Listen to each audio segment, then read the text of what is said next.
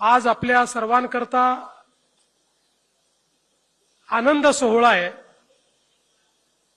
आषाढीच्या निमित्ताने पांडुरंगांची पूजा नुकतीच आपण केलेली आहे आणि त्यासोबत 3 दिंड्या ज्या निर्मल अशा पद्धतीनं विचारही निर्मल आणि आचारही निर्मल अशा या 3ही दिंड्यांचं देखील आपण स्वागत केलंय। मानाचे वारकरी बाबासाहेब आणि सौभाग्यवती प्रभावतीताई यांचे स्वागत आपण केलंय आणि मला असं वाटतं की यावेळी वारीने एक नवीन उच्चांक गाठलेला आहे।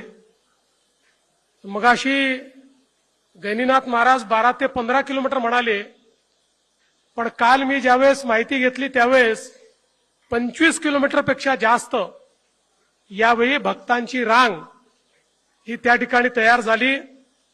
पण त्यांची व्यवस्था अशी केली आहे 25 तास दर्शनाला लागले तरी कोणीही नाराज न होता न थकता त्या ठिकाणी आनंदाने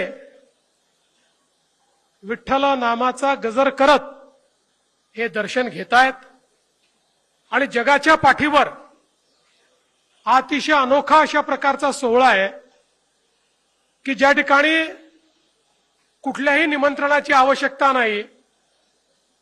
लाखो भक्त आपल्या विठुरायाच्या दर्शनाकरता पायी निघतात। सोय असो नसो शतकानुशतक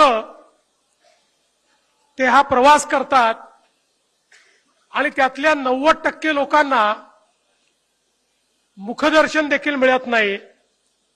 कलशाचं दर्शन घेऊन देखील तेवढंच समाधान मानत जणू काही विठुरायाशीच भेट झाली आहे अशा पद्धतीचा भाव मनात घेऊन या ठिकाणून तृप्त होऊन सर्व लोक जातात।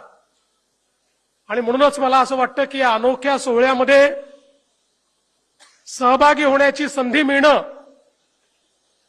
ही देखील एक पर्वणी आहे। महाराष्ट्राच्या जनतेच्या वतीने आपला प्रतिनिधी म्हणून मी या ठिकाणी माझ्या पत्नी समवेत या पूजेला उपस्थित आहे। ही पूजा माझ्या वतीनं नाही आहे, ही संपूर्ण महाराष्ट्राच्या जनतेच्या वतीनं आणि जगभरातल्या पांडुरंगाच्या भक्तांच्या वतीनं केलेली आपण ही पूजा